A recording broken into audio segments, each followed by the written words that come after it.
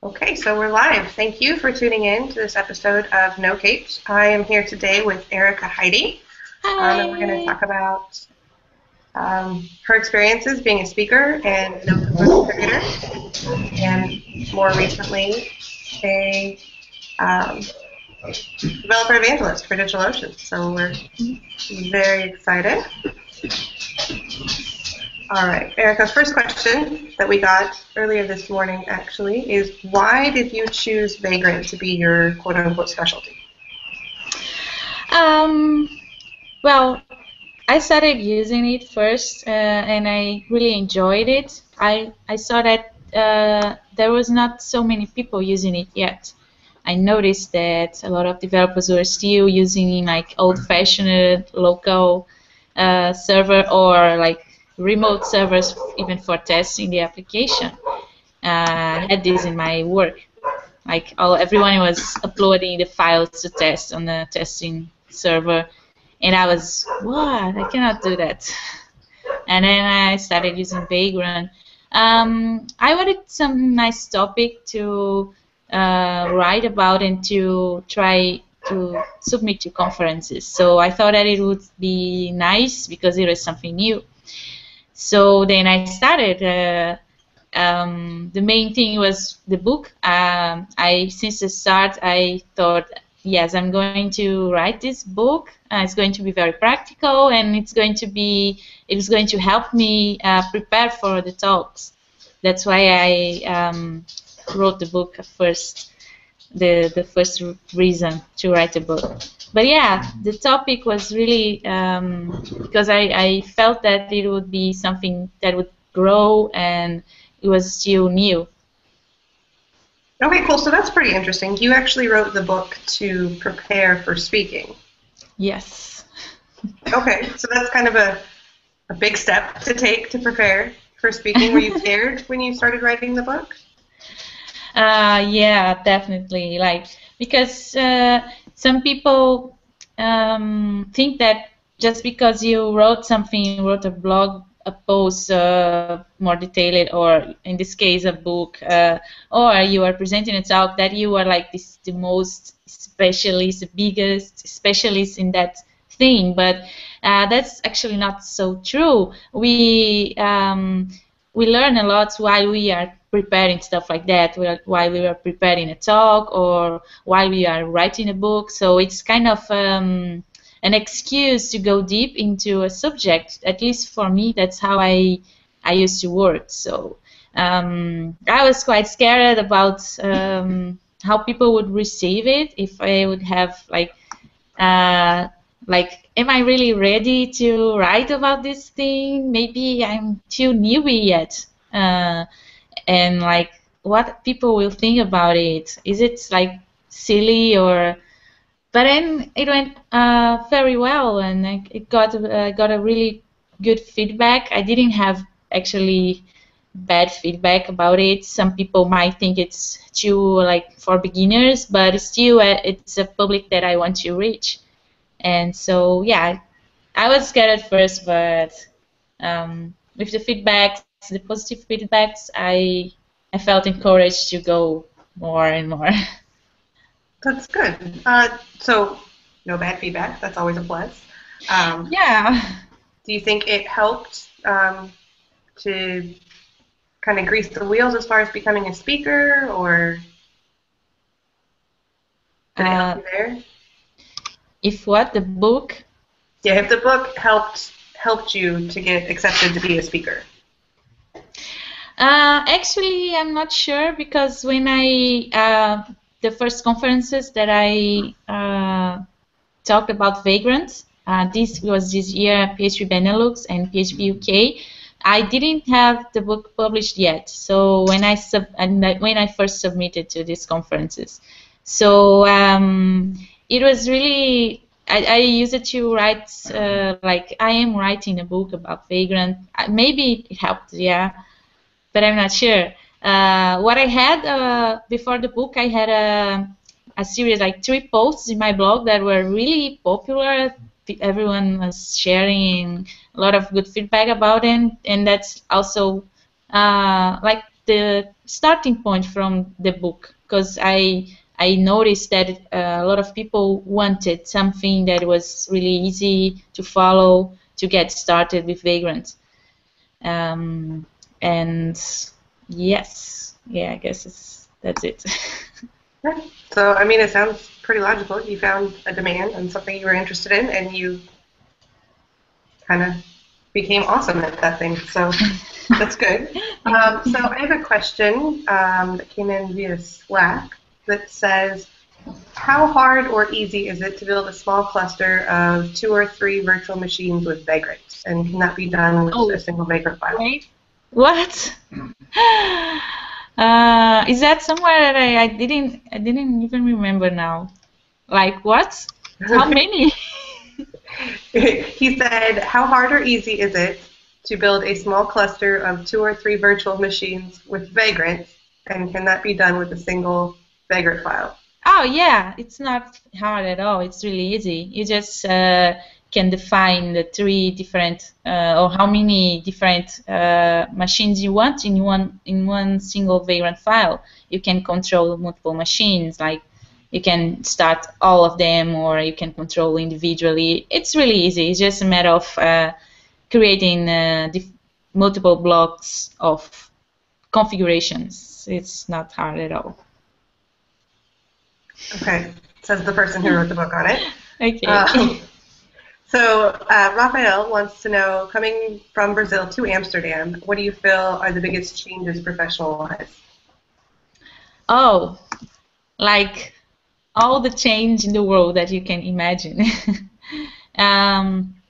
Also, because I consider in Brazil it's really big, and some parts of Brazil are more developed and they have more opportunities than others. So I come from the northeast of Brazil. We don't have a lot of opportunities there in IT, and it's very hard to get a good job. So also the technologies are usually they are a bit outdated. It takes some time for us there to get access to the new things that are going on, because there's the language thing as well. So some people don't really speak any English. They don't understand English. So even in IT, I had a lot of friends who are developers, but they couldn't read in English, so they would depend always on translated material, documentation, which is not. We have a lot of nowadays, but it's not. Of course, it's not in the same speed as we have documentation in English. So when I moved, it was completely different scenario, different environment. In here, like everybody's using the newest things, newest technology. Everybody's really worried about doing an excellent job. And we have big companies also that are crazy to find candidates, like to find employees. Like the recruiters here are crazy. That's no such thing there. Like the meetups here. What? When I first heard about Amsterdam PHP, the meetups, and I was like, what? I'm going to a meetup, I'm going to network, watch a talk, and I will have free beer and pizza? What? Cannot be true. So everything was really, really different when I came. I was amazed by this whole new universe of opportunities. And yeah, so that's how everything started actually for me. I started going to the meetups and get in touch with other people from the community, and I was inspired by Michelle Samver Kiki. She was presenting a talk in Amsterdam PHP, and I was, oh my god, that's amazing, I should present a talk too.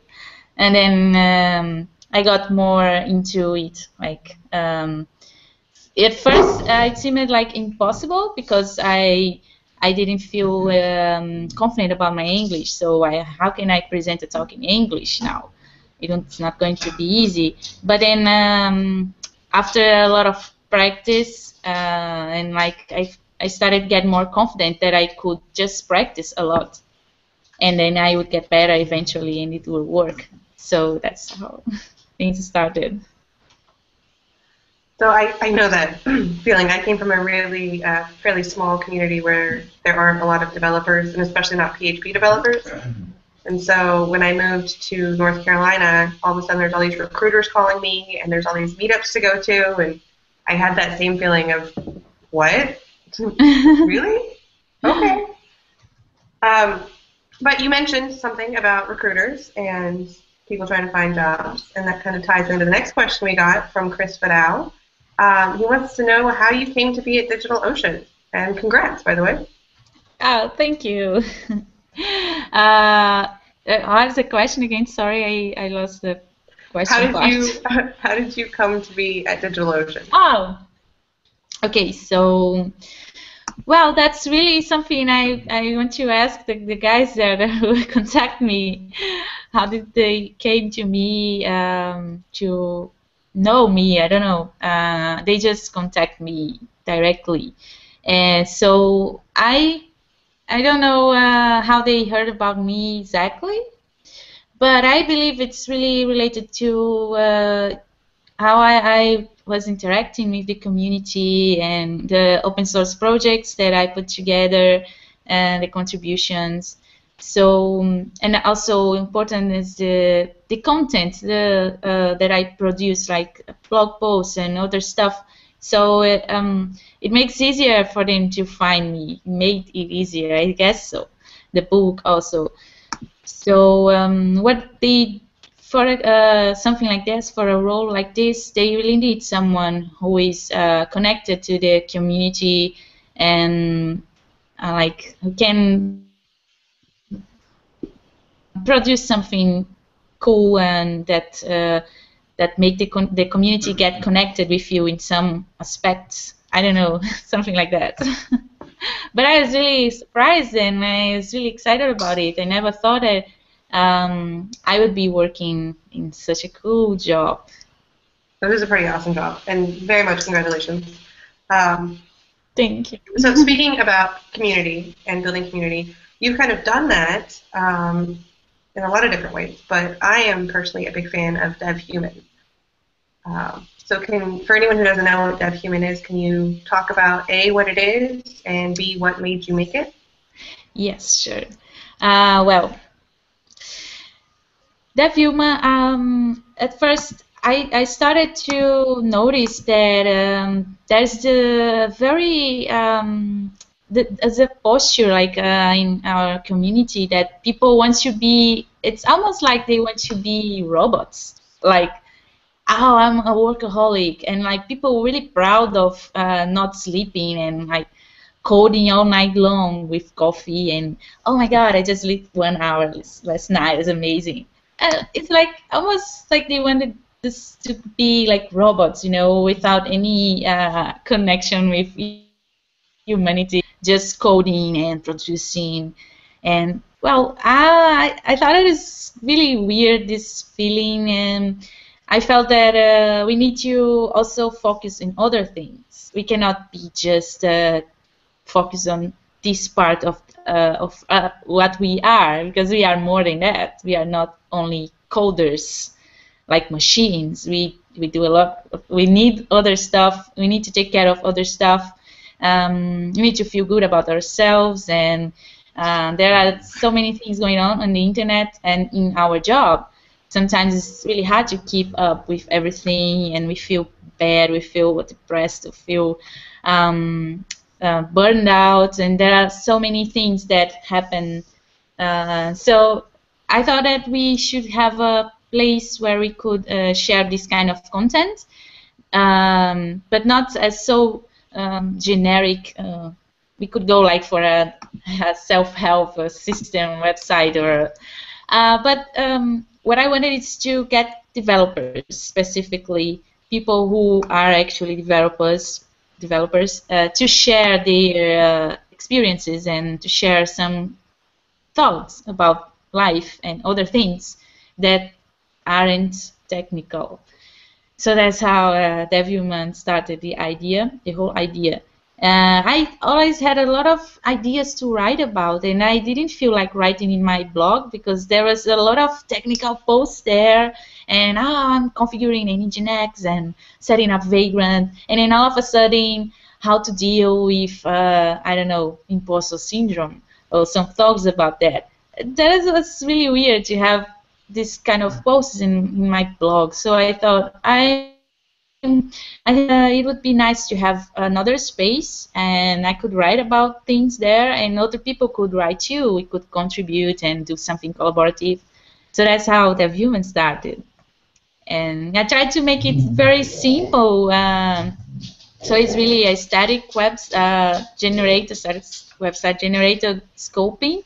And like you just really, it's just a pull request, and you just need to write a markdown file and make a pull request for your article to go there. So it's really kind of a developer-ish thing, and that's it. So this concept, I'm not quite understanding. You're saying that developers aren't just like code drones where we have feelings and stuff? But I mean, you've had some pretty cool contributions there, so the collaborative thing seems to be working well. And I really personally enjoy reading it. So anyone who hasn't checked that out, you should go look at that Human. And shout out to Sculpin, because we love Sculpin. Yeah, it's an amazing project, by the way. I really love it. Check that out. Okay, so talked about more on DigitalOcean. Going back to that because I am clearly very scatterbrained today. What are your biggest challenges, and what are you looking forward to most in your new role? I think that it's really hard to say right now because I just started. I started yesterday, actually. And so the biggest challenge for me personally is to know how to socialize well, and maybe sometimes I get afraid that I'm not so social to, I don't have like these skills, these very social skills. But at the same time, I think I can do a great job because I know a lot of, I'm inside the PHP community in some ways, and so I can have access. I know a lot of people already, thanks to the conferences and everything. So I think I can make a bridge between DigitalOcean and the developers, the PHP developers, and try to bring all these good things to the community to improve the experience of the community and whoever is using DigitalOcean in the PHP community. And yeah, the challenges I am still about to face. So I cannot say much right now about it, but I think it's going to be really awesome. Yeah. Okay. I mean, don't expect you to know all the hurdles you have to jump on your second day, I guess. Okay, so you've written a Vagrant book. Do you plan to write more? Yeah. Well, I would love to write more another book, but I don't know yet what to talk about. So if I have this thing, like I see something and oh my God, this is really awesome, and maybe it will happen, but I don't have a subject right now. So yeah, I don't know when, but it certainly one day I will. How long did it take you to write the Vagrant cookbook? Sorry? How long did it take you to write your book? It took me, I think it was 3 months. Yeah, so for some period I was really working all day long, and for some time I was working only at night, but it was around 3 months of work. Yeah. Wow, that seems. I mean, I thought it would take longer, so that's pretty impressive to me. Because I was really like full time. At least 1 month I was working all the time on it because I didn't have a regular job. I was just working with independent projects, and then this was my new independent project, and I had to, speed up to publish, especially because this was like around December when I started, and then I had already I got accepted for PHP Benelux, and then I wanted to finish it the sooner I could, because I would advertise, like show the book in my slides in my talk at the end. So that was really like what I needed to, a reason I needed to push it harder to make it happen. Oh yeah, that's a pretty good motivation. What tools did you use to write the book? What? What tools did you use? So I used LeonPub. It's a independent publishing platform for ebooks, and it's really amazing platform. They are really fair in what they propose, and you get most part of the revenue. You get really the fee that they get is really small. They really do a lot, offer a lot of tools and stuff to help you promote your book. And the most important thing is that what they have is like they promote the book while it's being written. So you are writing the book and you can show the progress, and people can subscribe to get updates when the book is going to be published. And you can even publish the book before it's ready too. So you can start selling the book before it's finished, and people can keep getting updates forever. So if you buy a book now, any update will get in the future, you will get it for free. So they have a really nice platform for independent publishing. And it's all written in Markdown, so it's something common for developers. And so yeah, it was really, really nice experience. And you can also recently publish it like a physical copy. There are some services where you can get a real printed copy, and LeonPub gives you a PDF that you can import in these services to create the real one. So it's really nice. All the thing, the how do I forgot the word I would say now. But that is like, there are a lot of tools that you can use to do things independently. I really love independent stuff. Like I can do everything by myself and get it published and earn money from it, and don't have to worry about a lot of other stuff and need a contract. I don't need contracts. I don't need anything. Like, it's all by yourself. I love this. You have a copy? I think I saw you tweet a copy of your physical book. Yes. I will show you. Let's just get it. Yes, it's here. The only copy right now, I think. So it works like this. You import the PDF and do all the stuff. You get an ISBN, the registration of the book. It's really like real stuff. And then you have to receive the first copy. You have to buy your first copy, and you have to make sure that everything is okay. And then you click a button there to say, yes, everything is perfect. You can go ahead. And then after that, the book is also published in other marketplaces like Amazon and other places. But it's like you don't earn much money from these places. You really earn really small part only of what is the revenue in Amazon and the others. So I still prefer the LeonPub as my first thing. I earn more money from that. But it's really nice to have the printed book. And when I got it here at home, and I got it, I was, oh my God, it's so beautiful. So it's a really amazing feeling to see something physical. Like you can touch, you can look at it, and the cover looks beautiful.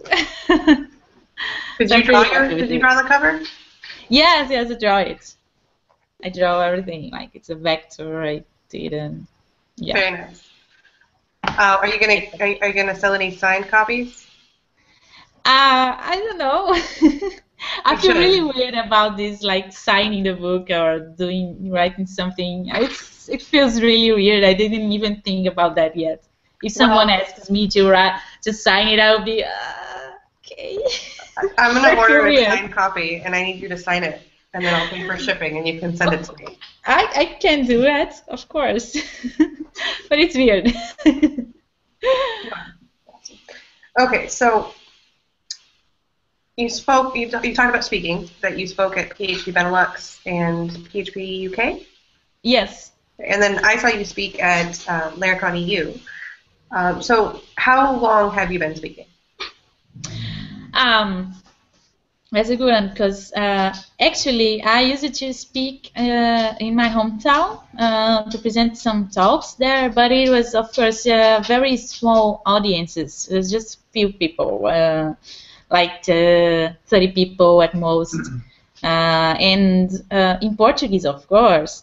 So if I consider everything like this, so it would be many years, but I really consider that I started speaking, talking last year, because I consider the conferences, the real conferences, like the big deal, and also in English, and like really the big challenge in my life. So I started last year. It was at PF Congress here in the Netherlands, and I presented a unconference talk, because it was easier for me, even easier than presenting in the user group, because it is just 15 minutes. So it's really, it makes you feel really good about it. Like, it's just 15 minutes. I can talk for 15 minutes, okay? So it made me feel more relaxed, and I prepared a talk about Pomodoro, productivity in Pomodoro technique. And it went really well. So I presented it again at PHP Northwest the same year, last year. So these were the two first that I consider as a real talk, because it was in English in a conference, even though it was an unconference, but I consider them as like the first ones. I was so nervous, like really, really, really nervous. But then, of course, when I got my name in the schedule, which was like the first conference I got accepted, was Code Connects, organized by PHP Women. It was a really, really nice conference, and they had like one technical talk and one lightning talk, all alternating in the whole schedule. So mine was a lightning talk, and I got accepted. So when your name is in the schedule, and it's a really different thing, you get way more nervous, of course. I thought that I was nervous enough in the first day of conference talks, but no, that was just the beginning. So for the real conference talks, it was really different, because like you have months in advance that you know that you're going to speak there, so you get months to get nervous about it, and when it's getting near like 1 month to go, then you, oh my god, it's 1 month, it's happening, and then like 2 weeks to go, 1 week to go, and so like really. But it went well too, so I kept going, and yeah. Good. So you did get nervous. Do you still get nervous?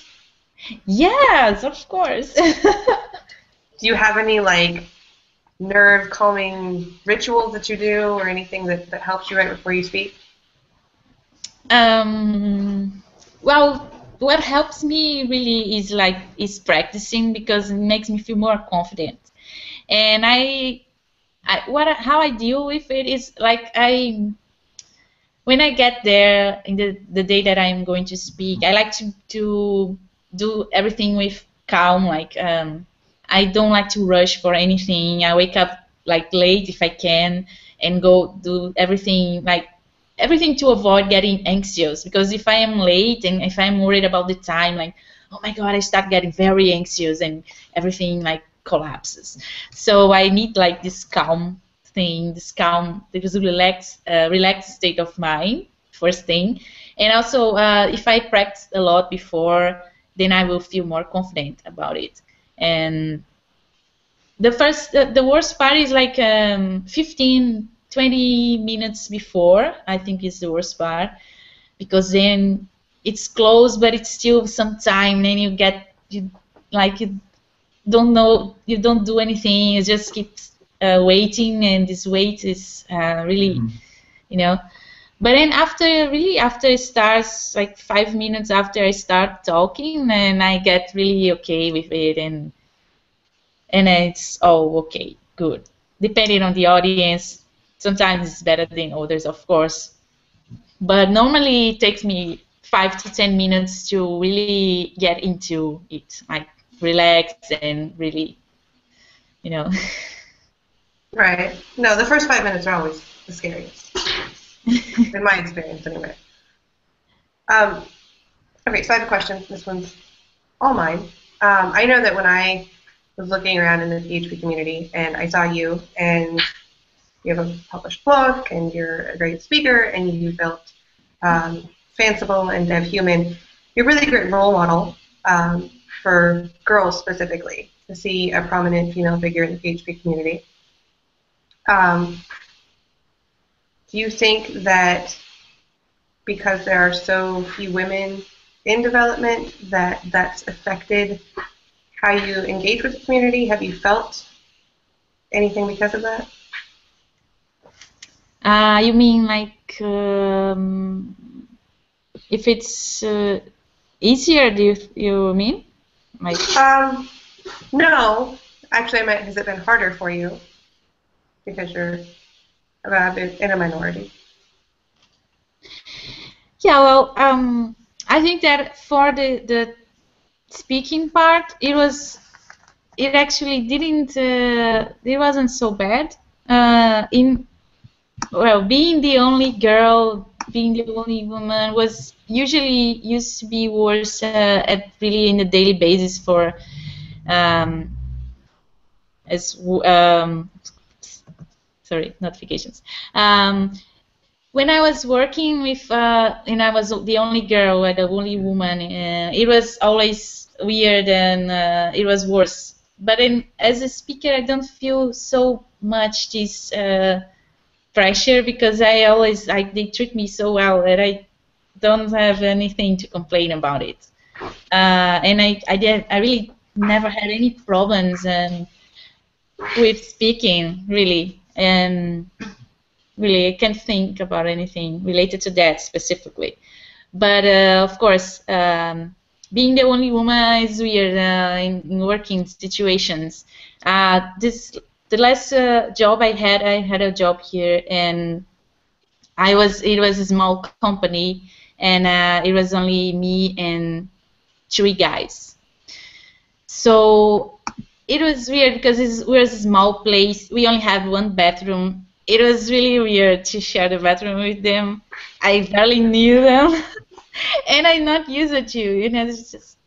It's weird, these situations. But you get used to it. I'm used to it since I am really young. So normally I don't care. But if you stop to think about it, it is weird, and sometimes it makes you feel some awkwardness in the room, but you feel like it's not fair to complain or to feel bad about it, because, well, what can you do?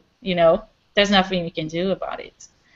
Something like that. I don't know. I think I totally missed the question, and I entered in other things. No, you did good. That was good. I've had some other girls, specifically talking about speaking, feel nervous or trepidatious to put in a talk because they're a girl and there aren't a lot of prominent female speakers. So it's good to hear that, we're the speaking community in general and the conference community has been very good for you as an experience. Yes. It's been really good for me too as an experience. Yeah. Okay, so I have a question that came in via IRC. It's a good one.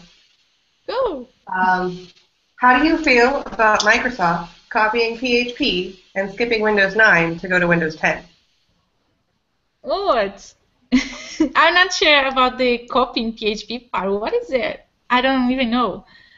Well, It's keeping. Yeah. What? Ah, copying PHP. Ah, I understand now. It's keeping 9 to 10. Ah, yeah. okay. Apparently counting is really hard. I really don't know. It's just numbers. It's a bit weird, of course, because it's kind of unexpected. But sometimes, if you want to make a big impact, maybe it's better to do something like that. Really, like if it's a big change, if it's something really, we'll skip the 9. Let's go with 10 already. If they feel like doing it, this won't really change like how the product is, and I'm not a Windows user, so I may say things here that you should disconsider totally. It's funny. I don't know what else to say. But I like the PHP 7 thing because I like 7. It's like a lucky number for me. So I was at the same time thinking it would be weird to skip the 6, but at the same time like but I like 7, so it's nice. I will feel good about it anyways. Okay. Yeah, I just think it's funny. I laughed about it when I saw Windows 10. But I'm not a big fan of Windows 8, so maybe 10 will be better. Who knows? Yeah. So I mentioned briefly Fanciful. I actually just recently realized that you're the creator of Fanciful. Can you talk a little bit about what Fanciful is? Sure. Fanciful is completely inspired by Puffpet from Juan Tremino. I don't know if I spell correctly any of these words, but that's how I read it. So Puffpet is a really nice website where you can create and download a vagrant provisioning using Puppet. But then I don't like really much. I really don't like Puppet anymore that much because it's really complex. And after I started using Ansible, I really don't want to use anything else. So I thought, well, it would be really amazing to have something similar but using Ansible, because Ansible is much more friendly for developers. And so I started to think about it, and the name was like, it was not so hard to come up with this name, but I think it was my husband who proposed the name Hugo. I don't remember now, but I think it was him, right? Yeah, Fanciful. So I was saying, PHP, Ansible, PH Ansible, and then he came, Fanciful. So it was something like that. I don't remember well. Anyways, so I started it really very, very simple bootstrap template, and it was really just a bootstrapping so people could get involved and start doing, like, improving it. I did it very simple, and then some people started contributing, and I have some friends from Brazil. They were thinking about a similar project, and then we joined forces to improve Fanciful and make it better. So they give it a really nice new UI, really nice new interface that looks way more better now than when I started. And in a lot of other things that they are contributing. So I think it's really a great project for, especially for the future when we can put together more stuff, more configuration options. But as I used to say for the other developers in the team, like, we need to keep it very simple. That's the main thing, because Ansible is simple, and our objective is to keep it simple, not full of a lot of stuff, because sometimes it gets even hard for a developer, a beginner, to for Puppet. At least there are so many options. Sometimes people get overwhelmed if they are not used to. So we want to keep it simple.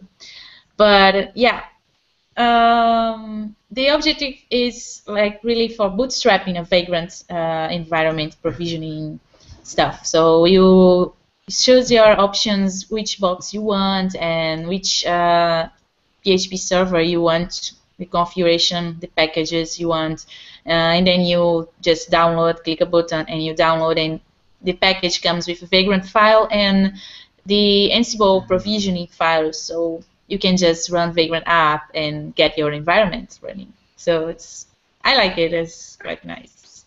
I use it a lot, at least. That's pretty awesome. Yeah, I looked at Puppet. I think that's how you say it. Puppet originally, and it was a little bit complex for me. So it's nice to see someone see a project that's really focusing. And you've actually said this twice now, both when talking about your book and when talking about Fanciful, that you're very much focused on making it kind of beginner friendly. Yeah. And I think that's a really good thing. So I think it's kind of brave and fearless in my mind to start an open source project and put yourself and your ideas out there for contributions. Were you nervous about that? Were you? Yeah, it's never easy actually, because like you cannot ever please everybody. So whatever you do, there will be always people kind of complaining, or something that is really bad. I think is like when you create something, open source it, and say, "Oh, look what I did," and someone coming, "Wow, but there's already something doing that right there." And then it's a really bad way to, to respond to someone who is contributing, giving away open source code, even if it's already something out there. It will be always different. It will always be different because it's a different vision. Of course, we are not going to reinvent the wheel all the time, and of course, I'm not talking about that, but we should be more respectful with people who are contributing and creating new projects in the open source community, because I like to see programming and code as kind of art. So it's artistic expression of your your thoughts, of the way you think, your flow. So everybody has different mental flow, so the algorithms will be different, and the implementations will be different, and it's nice to see other implementations too for the same problems. I don't see a problem in this. I don't see anything wrong with this. So yeah, some people get scared. A lot of people. I was scared when before contributing for the first time, and I have a funny story to tell about it, actually. My first real contribution, it was for Symfony, but it was completely not planned. It was like all of a sudden, I was using Silex, and then I was on IRC on the Silex channel, all happy, like, oh my God, that's nice. And then I got a weird bug, a message that was really not helpful. An error message that was not helpful, and I figured out what was happening. And I talked to the channel like, hey, this is like weird. We could like improve these, show a better error messages and such. He go with it, or I don't know how to spell his name correctly. So he said, "Oh yeah, a PR would be really amazing. So a pull request would be amazing." I didn't even know that PR would be pull request. I just have a quick check on Google, and oh, that must be pull request. So he's proposing me to create a pull request to fix this. Oh my God! And then I was okay for this moment, and I thought, yeah, that should not be so hard.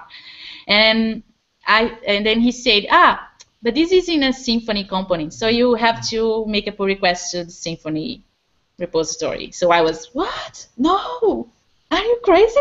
No, everybody is going to look at. Like, imagine how many people are watching the Symfony repository, and I would just go there and open a pull request. No way. And then it was really challenging, but I was like, yeah, I will do it. I don't care. If they cannot be rude to me, they won't be rude to me. They won't say like bad things about me. After some time, like convincing myself mentally, like, yeah, this can only be good things about it. Let's do it. Let's try. They won't bite. I made an implementation and created a pull request. I did everything wrong the first time. I created like 3, I think, pull requests because everything was going wrong. I would targeting the wrong branch, and then I would carry all the log from like to my pull request. It was horrible. And then I created another one, another one. I think I got it on the third one. The third one was okay, and then Fabian Potencier applied himself. Like I was, whoa, amazing! And then he suggested me it's something to change, and then I was like, whoa, that was nice. I got a free code review from Fabian Potencier. That's open source working. So, and I was, okay, nice. I changed everything, and when it was okay, and he said, you have to rebase it on master. And I was, what? What a mysterious thing is that rebase? And then I was looking at Google, and, you know, rebase is really, really awful thing. It can really be a mess. And I tried like a lot of times, and at the end I was really upset, and I was, you know what? I just changed one method. What I'm going to do is I'm going to clone it, fork it again, and just copy the change, and it's going to be easier. And this time I will make my branch based on the right branch, and I won't need to rebase. So that's what I did, and it worked. It worked well. So yeah, and then the next day I saw the email there like, from Fabian Potencier, and what? Oh, your pull request was merged, and I was And then after some time, when they released a new version, and my name made it to the contributors list, and it's there on GitHub. So it was so amazing. So after that, I really think that you really have to accept some challenges from time to time, and this was a challenge. It was a really good one, and it made me learn a lot, and it made me I'm not so scared anymore to do this stuff, to contribute in, because at the end, like, they will try to help. You are contributing, you know, so they will make what they can to help you deliver something that they can really use in the project. So at least that's how I see it. That's how I welcome any contributions to my open source projects when I have control. I really love any contributions because we always can get something from it, or we can also be helping the other person if it's a beginner, if it's something with not much experience. You can be helping him to get her to get over and to learn how to do open source. And well, open source is amazing. That's all I have to say. I completely agree, and that was an amazing story. Have you conquered the world that is Git rebased yet? Have I what? Oh, conquered the... Yeah, I did some rebases life, and I'm quite proud of it. And recently I did something new where I was use it rebase to like how is the word? Like squash. Yeah, to yes. squash. I love Git rebase. The commits, and it was really nice. Like oh my god, achievement unlocked. But I don't remember how to do that now. I had to Google it. But it was successful. It was amazing. Yes, that is awesome. And I secretly, not so secretly actually, I kind of squeal every time I get that pull request has been merged email. It's one of the best feelings ever. Yeah, it's amazing. Even for like, I made a pull request to the Laravel IO repo, and I changed one icon just to be a little bit more UI friendly, and I got the email that was merged, and like yes. Yeah, that's the feeling. Yeah. So that's really awesome. And I like a lot of the things you said, especially the don't recreate the wheel thing. Yeah. I've heard people talk about that, and I myself have had that problem where I want to start something, I want to build something, but it feels like everything's already been built, and you don't want to recreate the wheel. But at the same time, I think it's really important for all of us to remember that open source is a really good learning opportunity.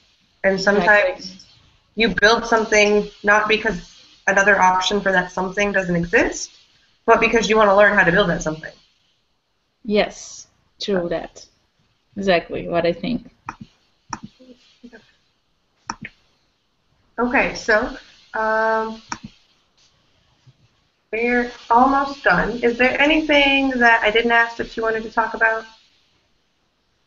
I don't know. You have any other questions?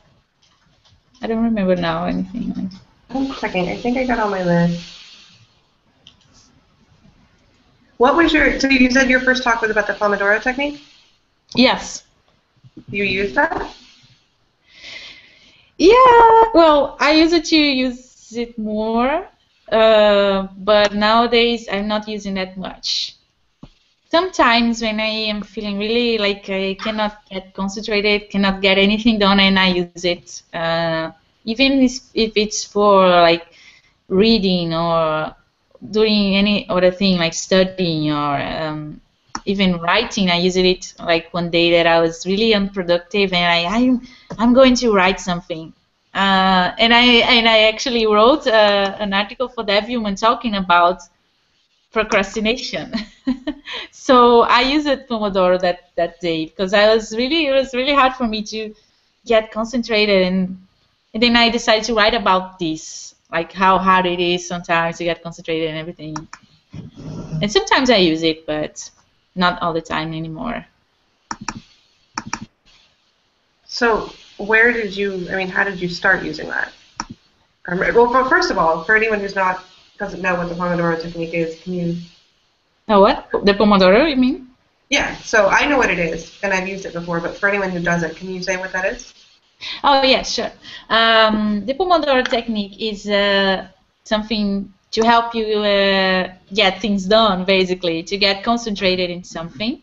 So it's a productivity technique, and it's very simple. You just have intervals of time when you have to work for some time and to give you intervals. So the initial version, I don't know, the person who created it made it basically for studying. He could not. He was having a hard time to study for, I don't know, school, college, I don't know.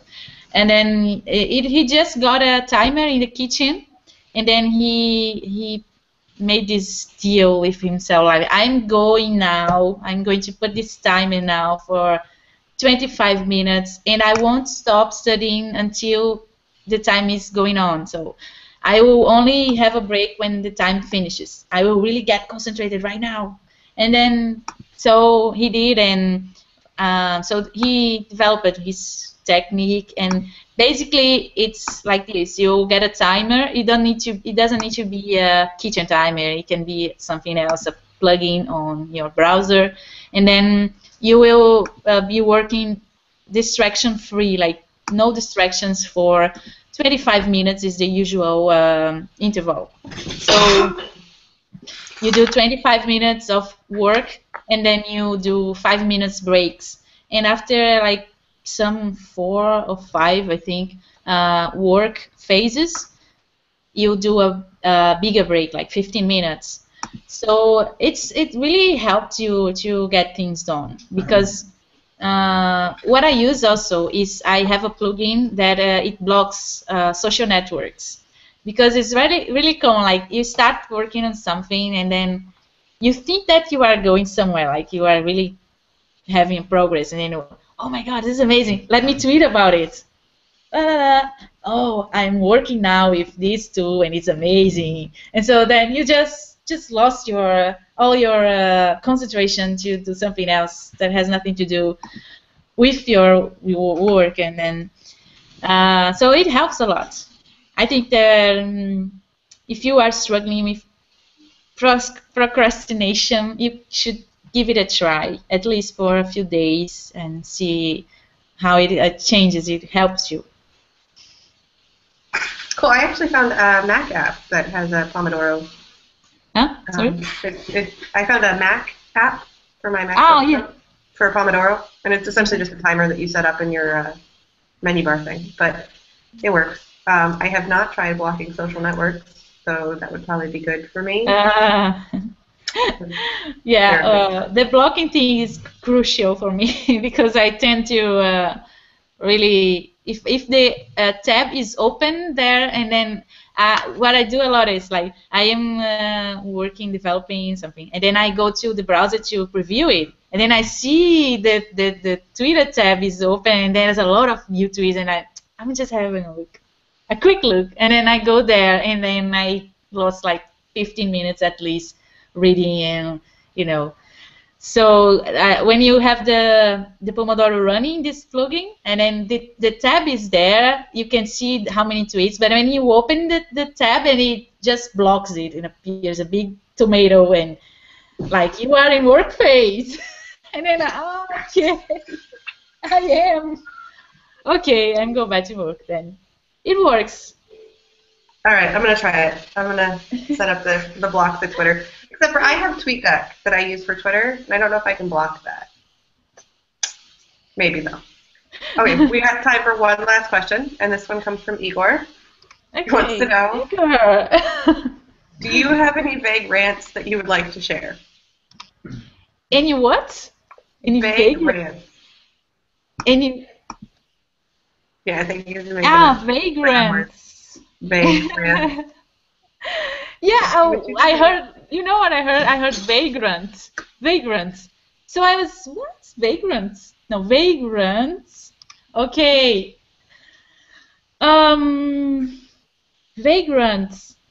I don't really have a vagrant because I really don't like to rant a lot. I don't like to talk about problems when I don't have any clue of the solution. So there are things that bother me in our environment, like as being a woman in IT. Sometimes we deal with a lot of stuff, a lot of bad things. But I don't have really much to say about it, I think, because I don't have the solutions. I don't know what to say about it. It's really hard for me to talk about the subject. I just know that there are some things that are wrong, but I don't know how it fits specifically in the IT scenario, because I think it's something bigger. It's in the society and how it is organized. So I don't have the answers. I just think that there is something wrong that needs to get better, to change. And I really like what Code Manifesto does in this regards. And if you did you talk about Code Manifesto already in this NoCapes thing? No, not and really. You should right now. So I'm giving you my last minutes so you explain what Code Manifesto is, please. Awesome. I get the last 2 minutes. So Code Manifesto, which is at codemanifesto.com, and Code Manifesto on Twitter, very consistent, is an initiative. It's actually comprised of a set of values. I think there are 8 of them now, if I remember correctly. And these values center on 2 main things. It's be nice to each other, pretty much, respect each other, and giving back to our community. So a lot of the same values that Erika was kind of talked about today and embodied are embodied in the Code Manifesto.